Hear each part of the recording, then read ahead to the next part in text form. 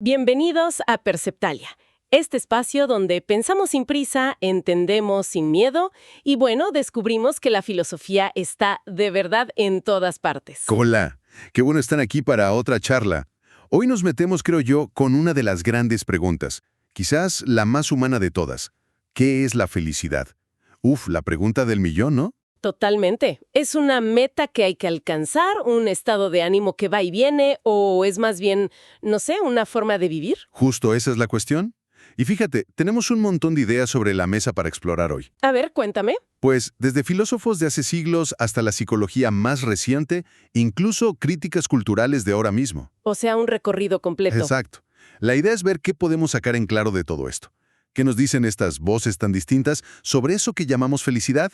Eso que parece que todos buscamos, esa vida plena. Y cómo esas ideas, a veces tan antiguas, pues siguen resonando hoy, ¿no? Exacto. ¿Cómo nos tocan en el día a día? Bueno, pues centrémosle. A ver, si partimos de una idea general, como la que mencionan las fuentes de la UNAM, la felicidad como la vida más plena posible, la más deseable. Suena bien, ¿no? Como punto de partida. Sí, pero ¿se reduce nomás a sentirse bien? ¿A buscar el placer? Se me hace un poco simple, quizás. Pues fíjate que ahí tocaste una de las primeras grandes divisiones en la historia de esta idea. Por un lado, está la tradición que llamamos hedonista. Hedonismo, placer. Exacto. Para ellos, la fórmula es, digamos, directa. Felicidad es igual a placer y, muy importante, ausencia de dolor. Ah, claro. Y ahí entra gente como John Stuart Mill, ¿verdad? El utilitarista. Justo, Mill, una figura clave del utilitarismo, decía que el placer y evitar el dolor, era el fin último de todas nuestras acciones, lo único deseable por sí mismo. Pero Mill hacía una distinción, ¿no? Recuerdo algo de placeres superiores e inferiores. Sí, eso es muy interesante. Él no ponía todos los placeres en la misma canasta. ¿Cómo era eso? Diferenciaba los placeres ligados al intelecto, a la imaginación, a los sentimientos morales. Los llamaba superiores. Y los otros serían los más. Los meramente sensoriales, los del cuerpo. Comer, beber, cosas así. Él creía que los primeros eran cualitativamente mejores. Decía algo así como que es mejor ser un Sócrates insatisfecho que un cerdo satisfecho, ¿no? Esa es la frase célebre, sí. Argumentaba que quien ha experimentado ambos tipos de placeres siempre preferirá los intelectuales o emocionales, los que nos hacen sentir más humanos. Pero ahí surgen preguntas, ¿no? Como dicen las fuentes, ¿cómo mides eso? ¿Cómo comparas la calidad de un placer con otro? ¿Cuánto vale leer un libro contra comer algo rico? Exacto. Ese es uno de los puntos débiles o al menos complicados del utilitarismo de Mill. ¿Cómo haces ese cálculo? ¿Se pueden sumar y restar placeres de distinta calidad? No es tan fácil. Y está esa idea un poco radical que mencionan sobre si es una imposibilidad física y metafísica desear algo si no lo vemos como agradable. Ah, sí.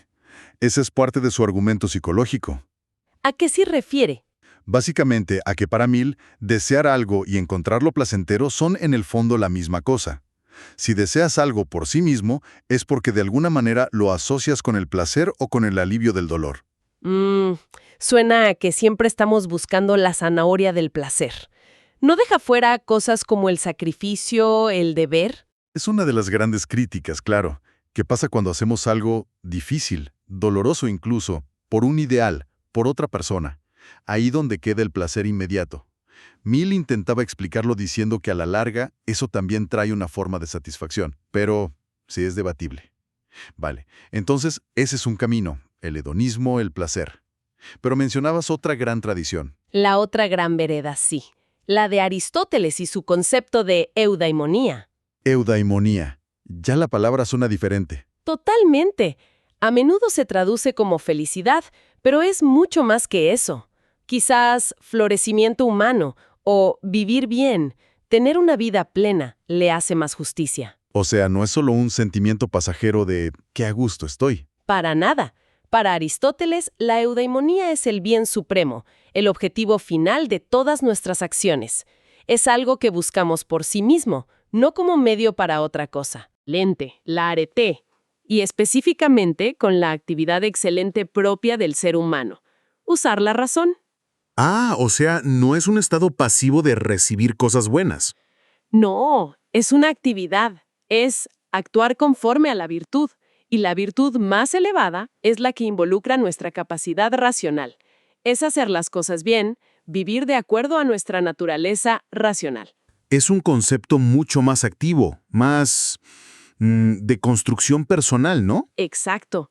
Es un proceso, un desarrollo, llegar a ser la mejor versión de uno mismo a través de acciones virtuosas. Hablemos más de esa virtud en Aristóteles.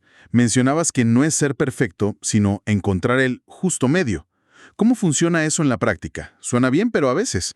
Claro, la vida real es complicada. El justo medio aristotélico no es un punto matemático exacto, sino un equilibrio que es relativo a nosotros y a la situación. Relativo a nosotros, sí. Está entre dos extremos, dos vicios, uno por exceso y otro por defecto. El ejemplo clásico es la valentía. A ver, La valentía es el justo medio entre la cobardía, que es el defecto, no atreverse, ajá. y la temeridad, que es el exceso, lanzarse a lo loco sin medir el riesgo. Como el ejemplo que dábamos antes, te llega un mensaje agresivo. Sí, La cobardía sería no decir nada y aguantarte si no debes. La temeridad, contestar con más agresión. exacto. Y el justo medio sería encontrar la manera de responder con firmeza, defendiendo tu punto, pero sin caer en el insulto ni escalar el conflicto. Algo así. Perfecto ejemplo cotidiano.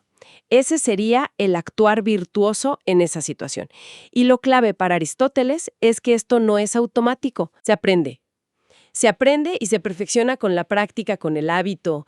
Uno se vuelve justo actuando justamente, valiente actuando valientemente. Es como aprender a tocar la guitarra. Necesitas practicar. Y ahí entra la frónesis, ¿no? La prudencia, esa sabiduría práctica. Fundamental.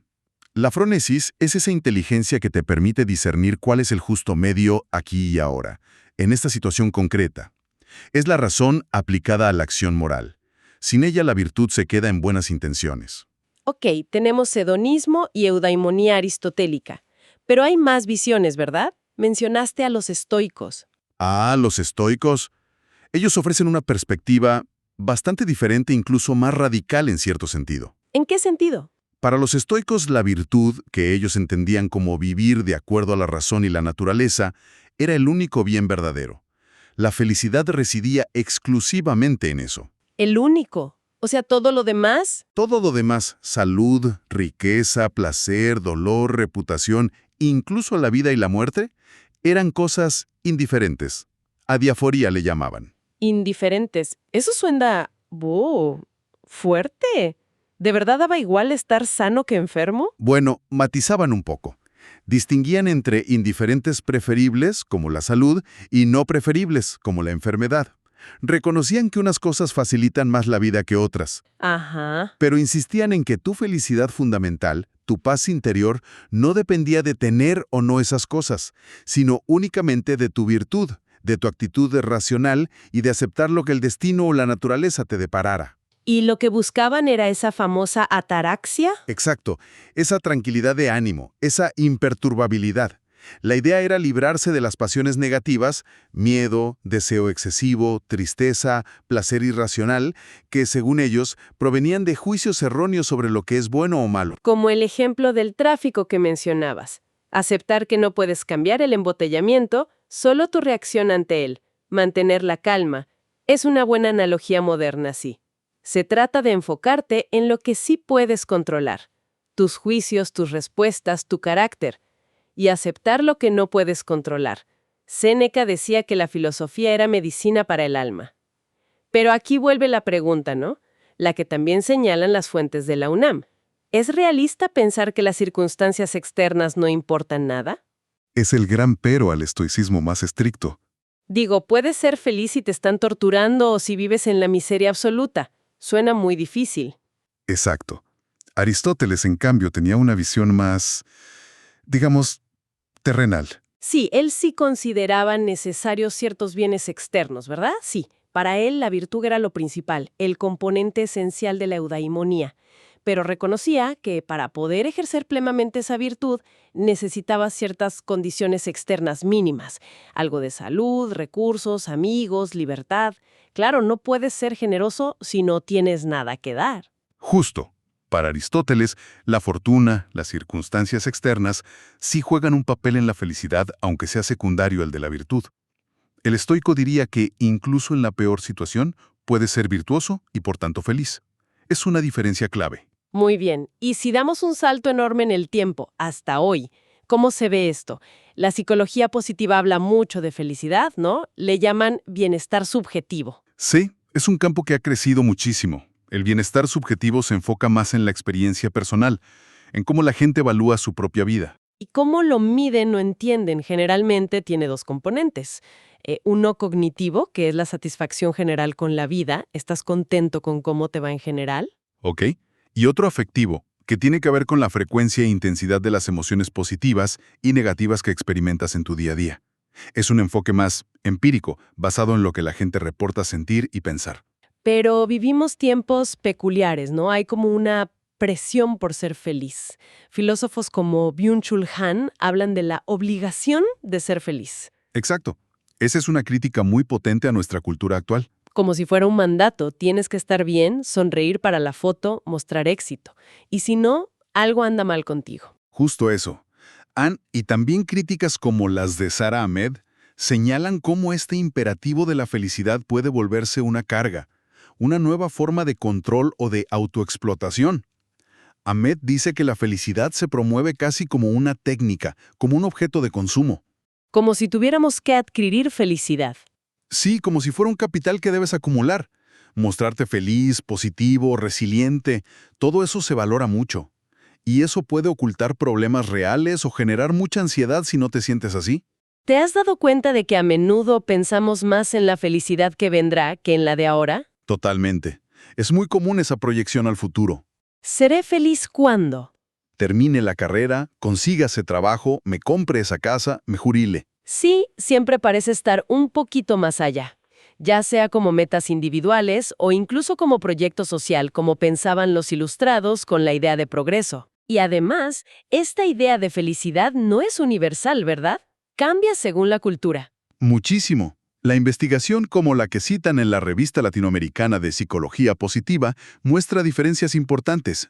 Por ejemplo, En culturas más individualistas, como en gran parte de Occidente, la felicidad suele asociarse más con logros personales, independencia, emociones positivas intensas. el yo feliz. Exacto. Mientras que en culturas más colectivistas, como en Asia Oriental, la felicidad puede estar más ligada a la armonía social, a cumplir con tu rol, a la interdependencia, a emociones más calmadas. Y eso nos lleva al problema de la investigación weird, ¿no? Sí, es un punto crucial. Weird significa Western, Educated, Industrialized, Rich and Democratic. O sea que gran parte de la psicología que conocemos se basa en estudiar a gente de contextos muy específicos. Exacto. Estudiantes universitarios de países desarrollados principalmente. Y es riesgoso generalizar esos hallazgos a toda la humanidad. Las concepciones y experiencias de felicidad pueden ser muy diversas. Entonces, quizá la clave está más en cómo interpretamos lo que nos pasa. Como decía Csikszentmihalyi con lo del flow. Esa es una perspectiva importante, que nuestra calidad de vida depende menos de lo que nos sucede objetivamente y más de cómo lo procesamos internamente. O a lo mejor, la felicidad es un conjunto de cosas, como el modelo PERMA de Seligman que mencionan. Sí, ese modelo intenta ser más completo. PERMA son las iniciales de Positive emotions, emociones positivas. engagement, involucramiento, estar absorto, el flow, Relationships, relaciones significativas. meaning, sentido o propósito. Y accomplishment, logro, sentir que avanzas. Suena más multifacético, ¿no? Reconoce que la felicidad no es una sola cosa, sino que se nutre de varias fuentes. Sí, parece más cercano a la complejidad de la vida real. Todo esto me deja pensando, ¿y si la felicidad no fuera tanto la meta final que hay que perseguir a toda costa? ¿Sino qué? Sino, no sé, como un efecto secundario, algo que surge naturalmente cuando vives de cierta manera. ¿Cómo sería esa manera? Pues quizás vivir con coherencia, con sentido, tratando de ser una buena persona. Como dirían los antiguos, vivir virtuosamente. Podría ser que la felicidad simplemente acompaña ese tipo de vida. Esa es una reflexión muy profunda. Nos devuelve a la idea de que quizás el enfoque no debería estar en cazar momentos felices, sino en cultivar una forma de ser y actuar. Y eso abre otra puerta. ¿Qué hacemos con lo difícil? Con la tristeza, el enojo, la frustración. Si hay una obligación de ser feliz, parece que no hay lugar para eso. Justo. La crítica a la tiranía de la positividad, como la de Sara Ahmed, va por ahí.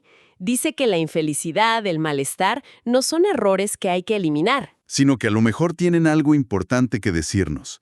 Pueden ser una señal de que algo no está bien, ya sea en nuestra vida personal o en la sociedad. Incluso dice que pueden tener un potencial político, ¿no? Sí, que reconocer las causas del sufrimiento, en lugar de negarlas o taparlas, puede ser un motor para el cambio.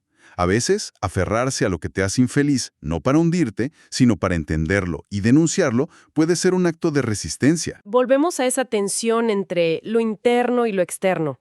Ya Aristóteles y los estoicos discutían sobre el papel de la fortuna, de lo que no controlamos. Sigue siendo la gran pregunta. ¿Cuánto depende de nuestra actitud, de nuestra virtud?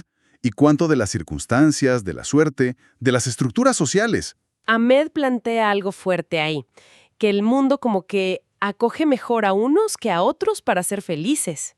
Sí, su idea es que las estructuras sociales, el racismo, el sexismo, la homofobia, la desigualdad económica, crean obstáculos muy reales para la felicidad de ciertos grupos.